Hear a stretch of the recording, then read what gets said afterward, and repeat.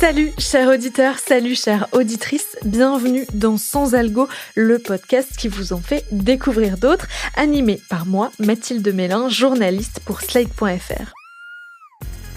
En bonne milléniale, je dois avouer que je passe plusieurs heures par jour sur les réseaux sociaux et sur YouTube, toujours un peu fascinée par ces gens qui ont réussi à en faire leur métier. C'est justement dans cet univers des créateurs de contenu que je vous propose de plonger aujourd'hui en écoutant Hors Ligne, produit par la RTBF. Dans ce podcast, en 8 épisodes, on suit le parcours de Maxime alias Madzouf, un jeune youtubeur aux 5 millions d'abonnés. À première vue, tout lui sourit, il vit de sa passion, sauf que dès le premier épisode du podcast, on assiste à un craquage. Salut tout le monde, j'espère que vous allez bien. Moi ça va super. Ben non, ça marche pas, putain. Personne n'y croit, même moi j'y crois pas, fais chier. Je sais pas ce que j'ai aujourd'hui, j'ai envie de rien faire. Je sens que je vais péter les plombs en vrai. Tout me gave, tout. Ce tournage, cette vidéo, mais même vous me gavez en fait avec vos messages et vos commentaires. Désolé, mais en fait le pire c'est que je peux pas être sincère et dire ce que je pense. Parce que si vous me voyez balancer un « Salut tout le monde, j'espère que vous allez bien », moi, j'ai envie de crever. Non, ça va pas, je peux pas faire ça.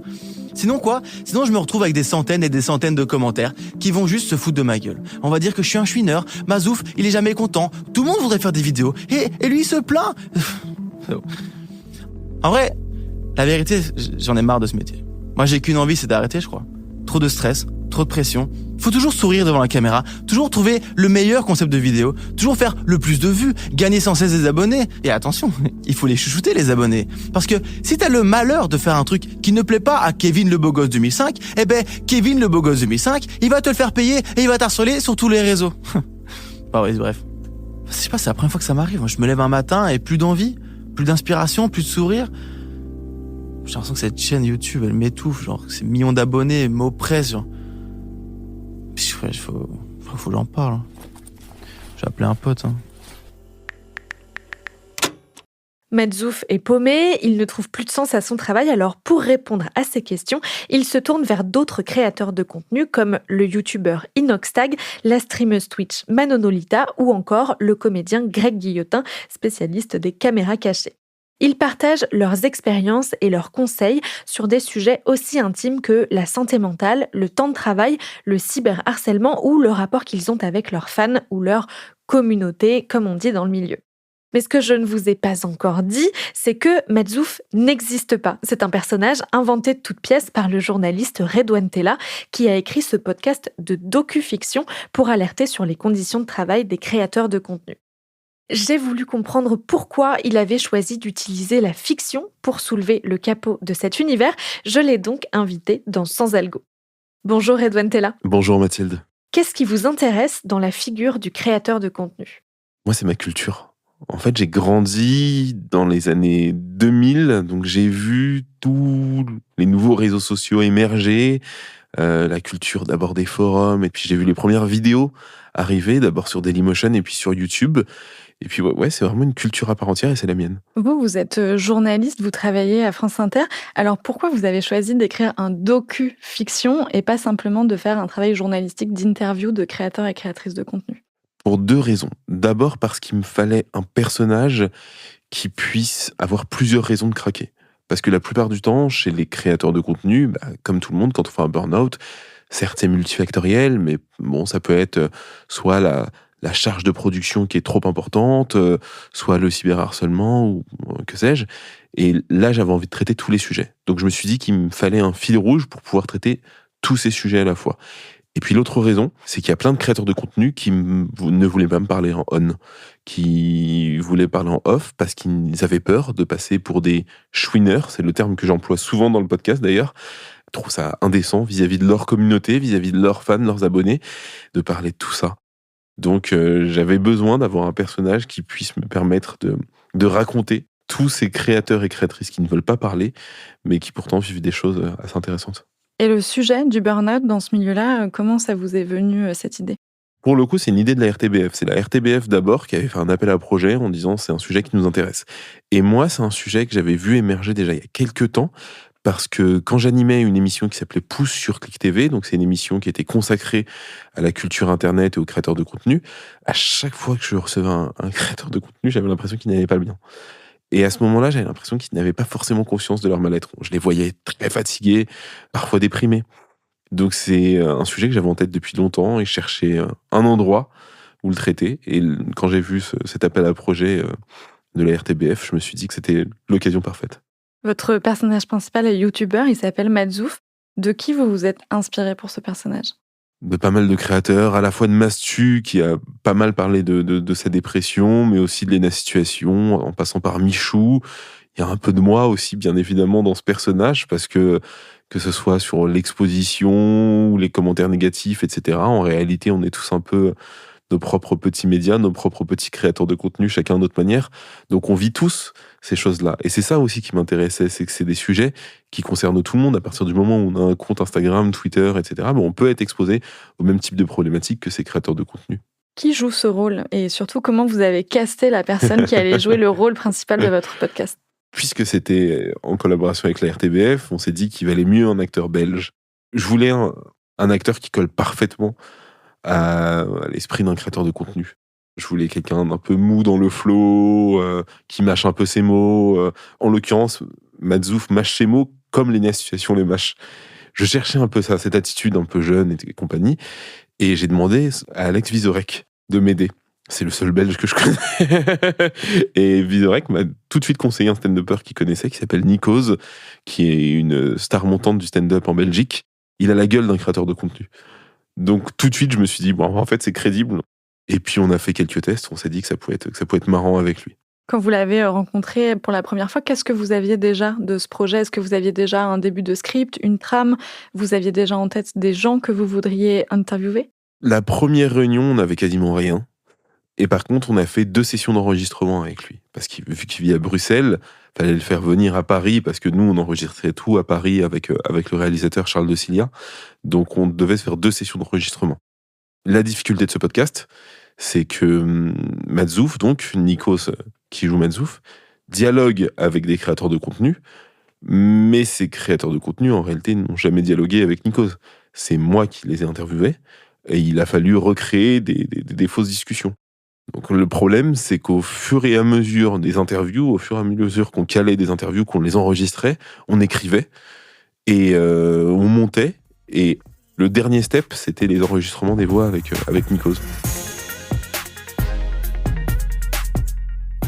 On le sait, les créateurs et créatrices de contenu sont souvent un peu frileux pour répondre aux journalistes et aux médias. Est-ce que ça a été facile de convaincre des créateurs et créatrices de contenu de vous parler et surtout de vous parler de leur quotidien et des difficultés de leur métier? Non, et pourtant Dieu sait qu'on a un lien de confiance que j'ai développé au fil des années. Ça fait quasiment 10 ans que je traite de ces sujets, à la fois sur France Inter, puis sur Click, aujourd'hui avec la RTBF. Ça fait très longtemps que je les côtoie, mais c'est toujours aussi compliqué. Il y a des créateurs qui ne veulent pas parler en dehors de leurs espaces. Il y a aussi d'autres créateurs qui ne veulent pas du tout parler de ces sujets. Ils considèrent qu'ils ne font que du divertissement et qui n'ont pas à intervenir ailleurs. Pour info, j'ai eu une 40aine de créateurs de contenu qui ont accepté de collaborer d'une manière ou d'une autre au podcast. Je crois qu'on en a enregistré une dizaine, si je dis pas de bêtises, un peu moins. Et il y en a une 40aine qui ont participé en off. Est-ce qu'on peut reparler un peu du dispositif des interviews? C'est donc vous qui avez interviewé tous ces créateurs et créatrices de contenu. Vous arriviez avec une thématique en tête pour chaque personne? Alors, il y a certaines personnes à qui j'ai posé des questions très spécifiques. Typiquement, Mehdi Florian, qui est un TikToker qui est assez précaire. Je voulais vraiment l'avoir sur la précarité et je voulais l'avoir sur le cyberharcèlement. Inoxtag, je voulais l'avoir sur les grosses productions. Et il y a d'autres créateurs pour lesquels j'ai enregistré 1-2 heures. Je suis resté avec eux vraiment longtemps pour tirer le meilleur. Et alors, pour revenir au procédé, je les interviewais longuement et ensuite je reconstituais des dialogues factices avec notre créateur de contenu. Je créais d'une certaine manière du rythme dans ces questions, etc. Et puis parfois, ils partaient dans le long tunnel où là, en l'occurrence, j'avais pas prévu de poser ce type de questions. Et ben, je recréais une question de Madzouf pour relancer. Et vous leur faisiez valider avant diffusion? Non. Mais par contre, ça faisait partie du deal, qu'on allait réutiliser leurs réponses, que de toute manière, on n'allait pas travestir leurs propos. Mais c'était dans le pacte de départ d'avoir de la fiction. Donc, ils étaient d'accord sur ça aussi. Au début du podcast, Matzouf décide de faire une pause, puis il revient dans l'émission de Zach Nani, qui est donc un vrai streamer Twitch. Et juste après l'émission, il parle de ça. Je te jure, je me tâte vraiment à me lancer, mais il y a juste un truc qui me bloque, c'est le système d'abonnement payant. Déjà que là, mes followers pensent que je leur dois quelque chose, et du coup, dès que je m'absente quelques jours, ils mettent un peu des coups de pression, tu vois. Mais s'ils payent, je suis foutu. Toi, tu fais comment pour résister aux injonctions des abonnés ? En fait, il n'y a pas vraiment d'injonction parce que je suis naturellement présent, ils n'ont pas besoin de me le demander. Et quand je suis pas là, c'est pour une période de temps déterminée où ils savent combien de temps je suis pas là, 2, 3, 4 jours, une semaine. Ça va rarement au-delà d'une semaine, ça va même jamais au-delà d'une semaine parce que, comme je l'ai dit, Twitch, c'est la régularité. C'est comme YouTube, mais encore plus poussé. Et pour être extrêmement régulier, ça demande un certain volume de live par semaine. Je dirais minimum 5 à 6 jours par semaine de live avec 1 ou 2 jours off éventuellement, ce qui donne un volume idéal par mois entre 80 et 100 heures, ce qui fait à peu près en moyenne du 3 heures par jour streamé, si on compte pas de jours off. Mais en tout cas, pour moi, c'est nécessaire parce qu'en fait, ce qui est important, c'est de créer une habitude. Moi, tu vois, quand il y a des gens qui sub sur mon stream, je te dirais quand même que la majorité des gens qui sub, c'est des resubs. C'est-à-dire, c'est des gens qui sont là depuis déjà quelques mois, voire pour certains quelques années. Hier ou avant-hier, j'ai eu un mec, c'était son 97e mois. 97e mois, on parle quand même de plus de 50 subs, tu vois. Donc, c'est un peu comme ça que ça se passe. C'est vraiment la régularité obligatoire. Cette règle de la régularité pour construire une communauté, pour arriver à en vivre, c'est uniquement sur Twitch, c'est toutes les plateformes, c'est plus fort sur Twitch qu'ailleurs ? C'est toutes les plateformes, mais vous le savez aussi, c'est aussi dans le podcast d'ailleurs. Quand on n'est pas régulier dans le monde du podcast, malheureusement, on perd en abonnés, on perd en nombre d'écoutes. C'est une bataille de l'attention constante et c'est terrible sur Twitch, parce qu'en l'occurrence sur Twitch, il y a un système d'abonnement payant, comme on l'entendait. Donc, qu'il appelait les subs. C'est les subs. Donc le système d'abonnement payant, si tu ne produis pas assez de contenu, pourquoi l'abonné irait payer pour un créateur qui ne produit pas assez ? Donc il y a cette pression. Il y a quelques années, quand je parlais à des Kameto, par exemple, Kameto, c'est un très très gros streamer, même un Kameto n'osait pas prendre plus de 2 semaines de vacances parce que il savait qu'il allait perdre la moitié de ses subs, donc la moitié de ses revenus. Ça, c'est une pression. Et puis, en plus, l'algorithme pousse à produire toujours plus. Donc, typiquement, sur TikTok ou sur YouTube, quand on a des périodes où on ne produit pas, et la vidéo suivante, on est moins mis en avant par la plateforme. C'est assez terrible comme système. À un moment de l'histoire, le personnage de Matzouf est victime d'une vague de cyberharcèlement après qu'une fille avec qui il discutait ait fait fuiter, en tout cas, et diffuser sur les réseaux les messages qu'ils échangeaient. Il se tourne donc vers son amie, en tout cas son amie fictive, la streameuse Manonolita, pour qu'elle lui raconte comment elle a géré ça.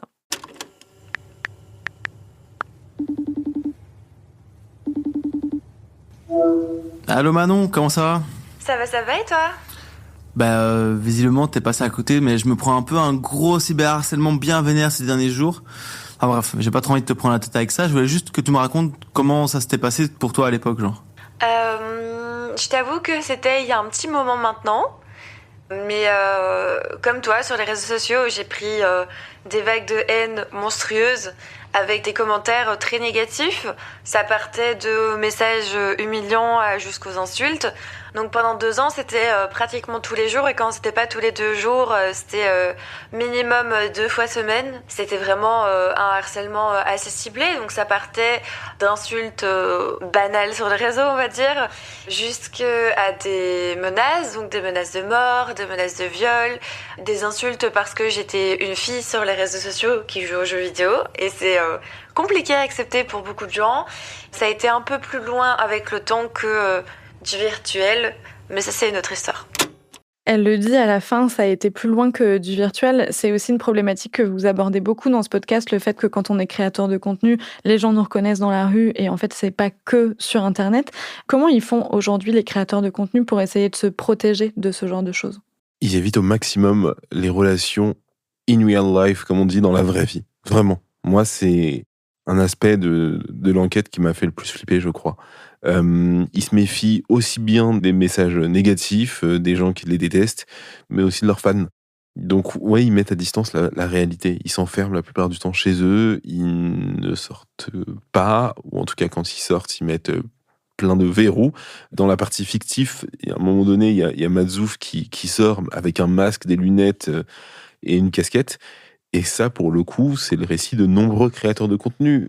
Quand ils sont dans des événements, en soirée, ou même un match de foot ou un concert, ils sont obligés de sortir camouflés. Parce que la moindre personne qui va les reconnaître, ça peut créer des problèmes. Ils ont peur parfois d'être suivis.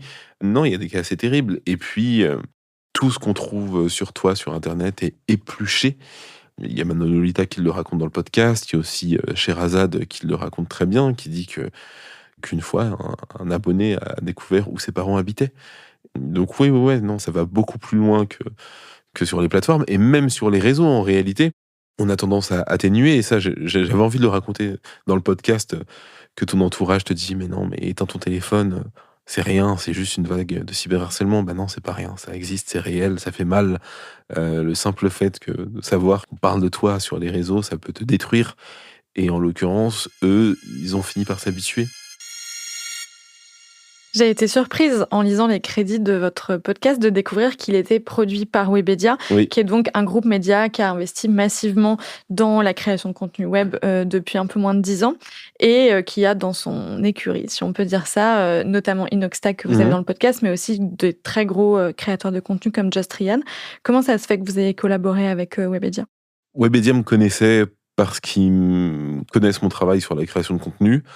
Ils voulaient répondre à l'appel à projet parce qu'ils considèrent, eux, que c'est important pour Webedia de prendre la parole sur ces thématiques, parce qu'ils le vivent aussi, d'une certaine manière. Le talent manager que j'interviewe, c'est un talent manager de chez Webedia, et ils sont conscients de ces problématiques.